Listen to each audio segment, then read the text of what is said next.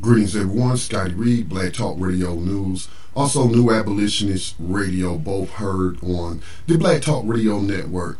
We have a story coming to you out of Maryland, Baltimore County, and the city which is just outside of Baltimore, Randallstown. A Randallstown woman was shot and killed by a county police officer after a 6-hour standoff in 2016. So this is the story of Korryn Gaines. This story went viral. A lot of people were rightly outraged about the murder, the senseless murder of this woman by a Baltimore County slave catcher who shot through a wall. I mean, this individual shot through a wall to shoot this woman, to kill this woman, pretending like he was afraid for his life and all the lives of the others. After 6 hours, it was apparent that this woman was not going to injure anyone, that there was some possible mental health issues, as the family have alluded to. I do not recall any reports of psychiatrists or psychologists or any kind of counselors coming out there trying to further mediate that situation. You would hope that would occur in 6 hours, but it just appears that this slave catcher, after being out there for 6 hours, just said, you know what, I'll take the shot. I'm ready to go home. Perhaps, it was a football game on or something that he wanted to watch on television. He had something better to do than stand outside this apartment and wait for this woman, Korryn Gaines, to be talked down. And so he said, I'll take the shot through a wall, which again killed her and injured, I believe the little boy was 6 years old at the time. So we'll try to find some of those details. But this is a report from the Baltimore Sun that we're going to give a quick listen to. You have the attorney here, J. Wendell Gordon, who is representing the estate of Korryn Gaines and other relatives like her child. She had 2 children. Again, one of the children were shot by this police officer when he decided to shoot through a wall, like, some kind of action movie or something, where police or the hero shoots through the wall to take out the suspect. So we're talking about a woman here, a black woman, which is important to know in a system of racism still practicing slavery.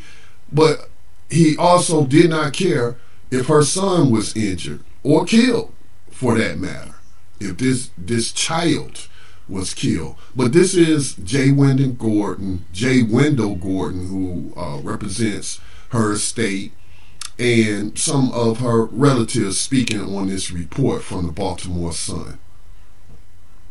Ecstatic about the decision. I mean, we've been waiting a long time for this day, and it took a lot of hard work for us to get here. A lot of sleepless nights, a lot of late night phone calls, study groups, and everything. So we're very ecstatic about the decision here today and the verdict that the jury came up with. Like, what we want is constitutional policing. We don't want policing with a heavy hand or a militarized bend. We want them to be fair, we want them to have integrity, and we want justice. And if they can't do that, they shouldn't be a part of the police force. And Royce Ruby is just exhibit A of the type of policing that we don't need in this community or in this county. And my family and my dream team. Because they collected the evidence that obviously wasn't available to even have a criminal trial. But they were able to collect evidence from officers who admittedly told the truth through a deposition, but lied during the testimony during the court's period. I don't understand that.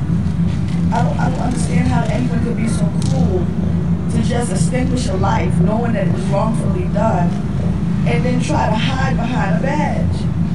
And this witness for all of my sisters in the movement who've lost their children to police violence. Some of them have never received justice, either criminally or civil. I just want to tell them that this witness was lit. It was the right decision, but I mean, I knew from the jump. You feel me? My sister, we're real smart. They was with my sister for 6 hours. She's not gonna point the gun at her. She knows what would happen if she pointed a gun at a policeman. We knows what's gonna happen. That's why I already knew, like, they fired upon my sister. You know, they killed her, like, they assassinated. I believe they came in to assassinate my sister. I mean, reckless. It was reckless. I mean, it was very reckless. It was careless. Like he said it, you know, throughout the testimony. He said in his own testimony throughout the whole day, Kodi was right there next to my sister. So why would you shoot through a wall, knowing that, you know, a baby is on the other side, basically, a young child? So that's a report from the Baltimore Sun. And so the story is the Baltimore County jury on Friday awarded more than $37 million in damages in the civil lawsuit brought by the family of Korryn Gaines. She was 23 years old at the time when she was murdered by Cpl Royce Ruby, who's since been promoted in the department, in the Baltimore County Department of Slave Catchers. But his name is Royce Ruby, and the jury of 6 women said the first shot fired by Ruby at Gaines, killing her and injuring her then 5-year-old son Kodi, was not reasonable and therefore violated their civil rights under state and federal statutes. So I will talk about this further on Black Talk Radio News, which airs live Tuesday nights at 8 o'clock p.m. Eastern Time on Black Talk Radio Network. You can definitely call in and chime in with your thoughts on this story. But there are some layers to this that I would like to explore, like those who say that civil rights don't matter, or if it was a bad thing for people like Dr. King and others to fight for federal laws, because when we say civil rights, that's all we're talking about. Federal laws based on the supreme document of the land, the U.S. Constitution, as you heard the attorney talk about constitutional policing. And we can explore what harm did civil rights do, especially back in the 1800s, before any kind of civil rights for emancipated victims of slavery or free black people, regulated to second-class citizenship, although definitely taxed like a citizen. And so back then, they had no recourse. They couldn't even go to a civil trial and sue for a war for them. Oh, black person got killed. Hey, another day, another dead darky. It's the way they looked at it back then. No justice whatsoever. So definitely we can have that debate. We can talk about that further and explore this. But again, Korryn Gaines, 23 years old at the time, was murdered and by this slave catcher Royce Ruby, who's still working for the Baltimore County Department of Slave Catchers and has since been promoted, and that's a travesty. And you would also think that a prosecutor could bring charges if they changed their story, what they told investigators. There was never no criminal inquiry. I think there was a department or a state level investigation, and they cleared this slave catcher Royce Ruby, and they cleared this slave catcher. It was never presented to a grand jury. So there was no criminal prosecution, so what she's talking about, what they told investigators. So they told investigators something that they later told the truth about in a civil deposition. That's still a crime. That's still a crime. So this has been Scotty Reed with Black Talk Radio News. Join me Tuesday night, 8 o'clock p.m. for Black Talk Radio News. The Black Talk Media Project, a U.S.-based nonprofit, has operated the premier online Black Talk radio network for 9 years. The organization has helped independent Black media producers establish their own digital radio stations and platforms.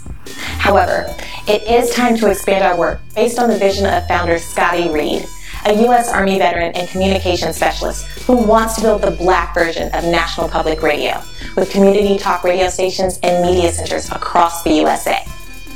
These stations and media centers will focus on developing local talk radio hosts, addressing local community issues, and providing classrooms to teach new media production. We can accomplish this goal without corporate and government grants, maintaining true independence. Donate to the Black Talk Media Project or obtain a subscription to the social media platform btrcommunity.com for just $24 annually. Help us establish new Black media for the new millennium.